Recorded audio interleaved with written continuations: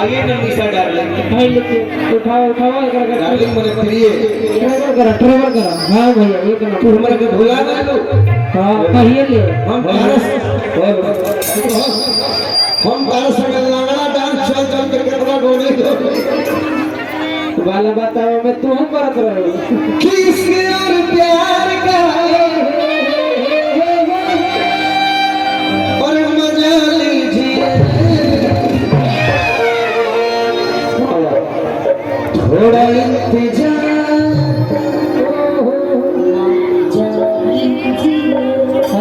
तो हम क्या कहो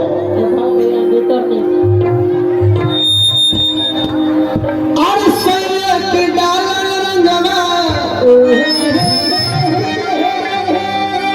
सिहर सिहर और सैयद डालन रंगवा ननी के लागला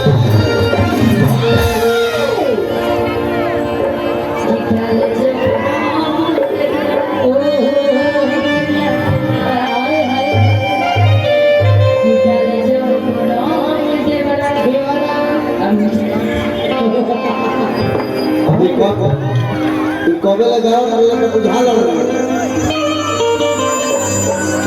कि विधवा होली मिलन करता हूँ तू लोग बोल देता हो बोलो बोलो किसैया के डालन रंगवा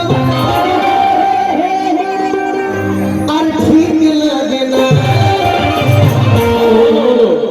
साफ साफ बताओ पति के संग रहो कि देवर के संग रहो देवर के साथ क्यों होते हैं देवर जब खूब सूरत बा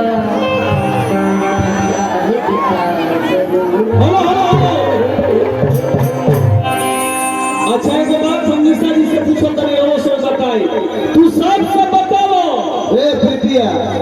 भाई पति जो रहबो कहू देवर जो रहबो तब तू का कहबो देवर जब खूब सूरत बा देवर जब खूब सूरत बा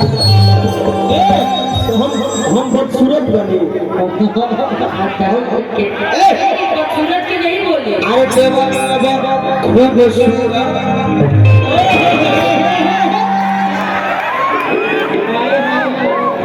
होली है का मजा एक देवर जब खूब सूरत बा देवर जब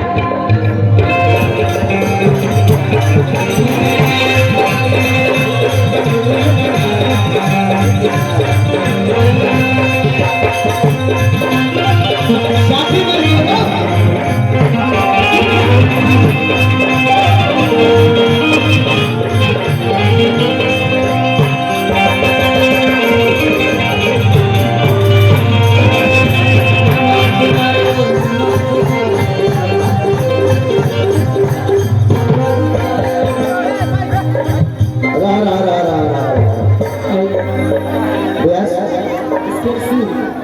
होली है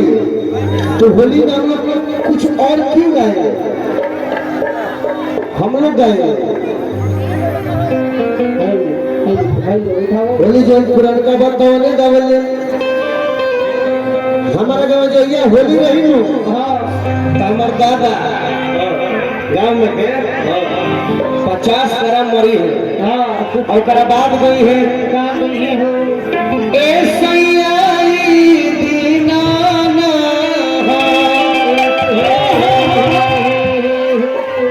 होली मिलन है कि भला हर जाए के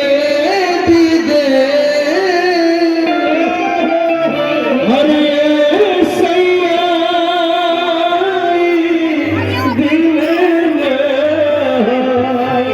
अनगौरी भी मन लगाई कि झूलनी हेरा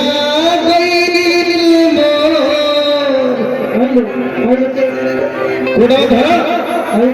ए सैयारा के राम हेरा गइल नो ए सैयारा के राम में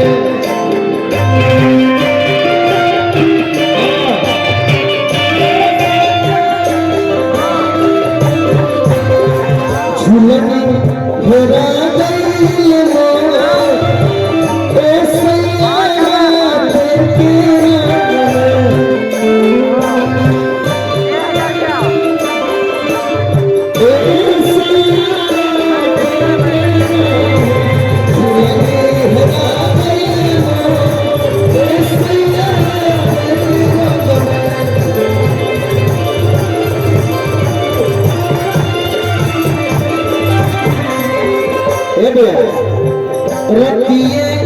झुलनिया सजरिया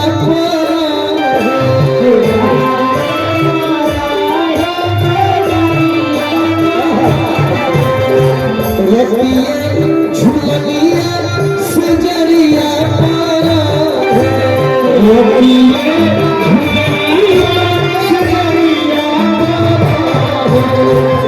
अब क्या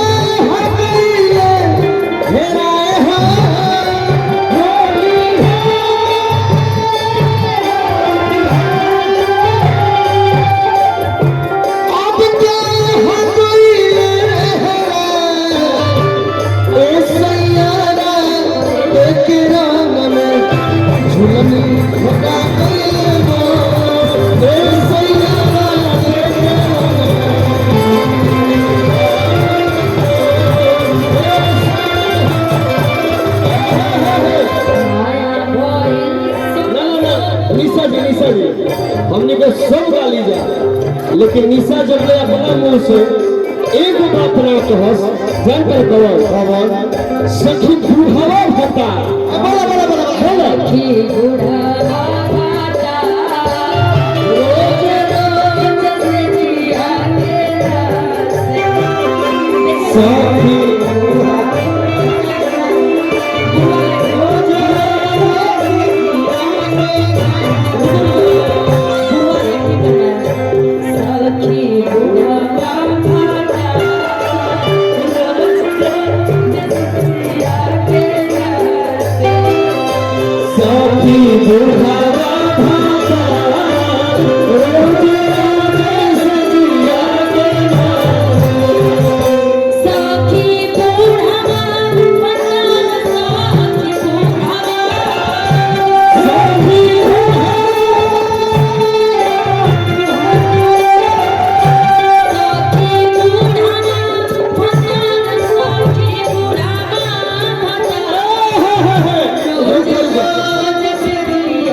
तू कहलो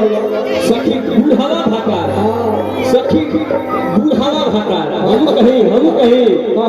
कि सतुआ खाला भाता दही चूड़ा खड़ी है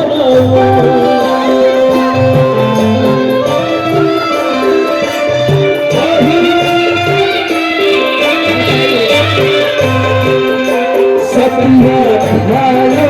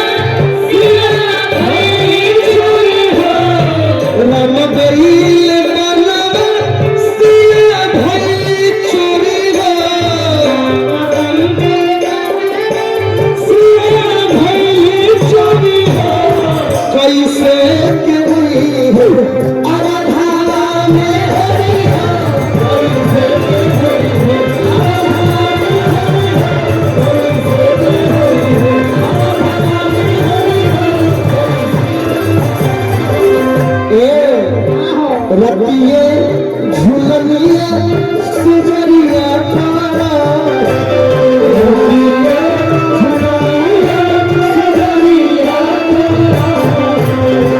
रतिए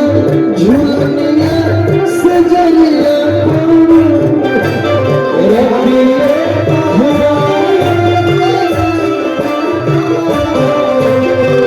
अब क्या है कोई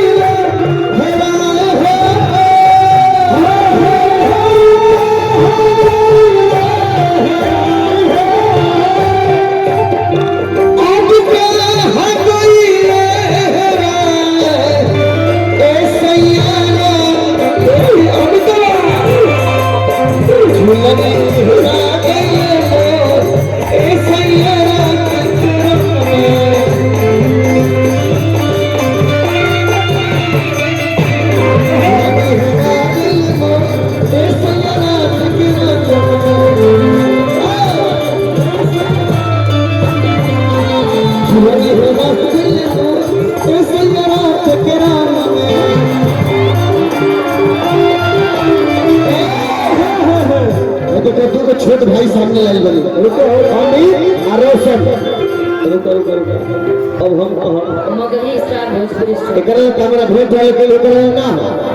हम एकरा भेंट भाई का लेना है। तो मान लो दूध हमार ताली बजाओ से भाई। मगध का भी स्टार हमेशा मगध सम्राट सुदर्शन यादव के बाद ये दोनों भाई हमारे स्टार है। तो हाथ उठाओ सर देखो चंद एगो बात कह दे। हाँ कह दी लड़कन खातिर हर रात लगा पिछला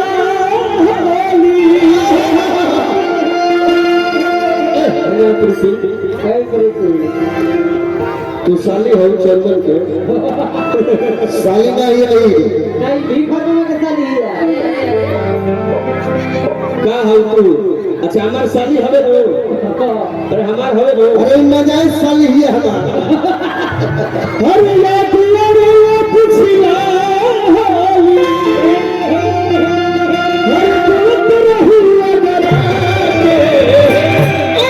अभी बात तबे बहुत लड़का लोग भला करी तो बिगाड़ तेरे बाड़ी रंग लगा के बिगाड़ तेरे बाड़ी रंग लगा के गोरे गाल हमारा काला पे सता के बिगाड़ तेरे बाड़ी रंग लगा के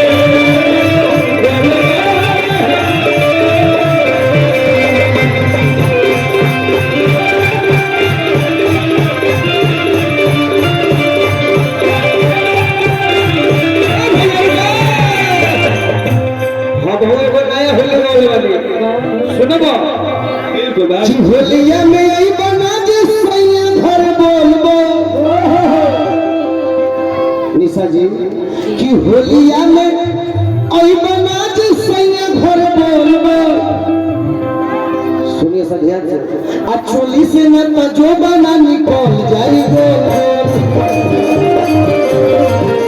चोली से न जो बना निकल जाएगो।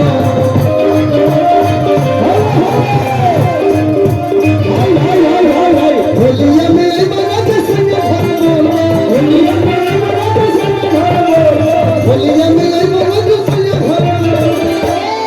निशा जी ने अब भाई कहां घुसा करे ए चन्ना तू कहले तो हम बोले बने आ चोली से न ताजो बनानी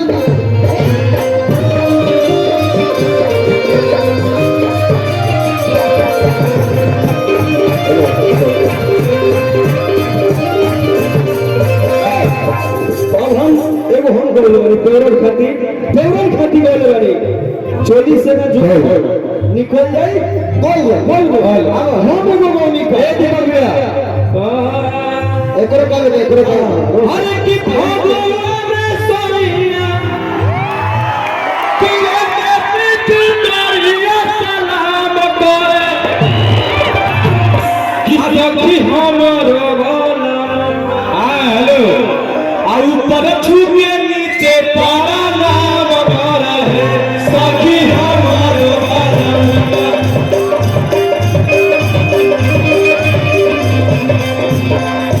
फागुआ में सैया लगे पीछे चलिया सलाम करे सखी हमरो भला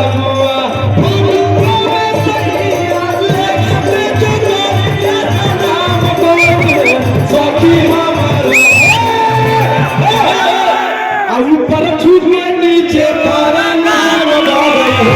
सखी हमरो भला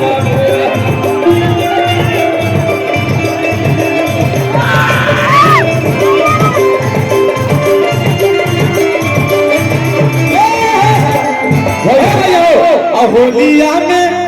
नहीं कछौड़ा अमित भाई हम चाहेंगे कि एक बार निशा उपाध्याय जी के लिए फिर से एक बार स्वागत कर सब जोरदार ताली बजा के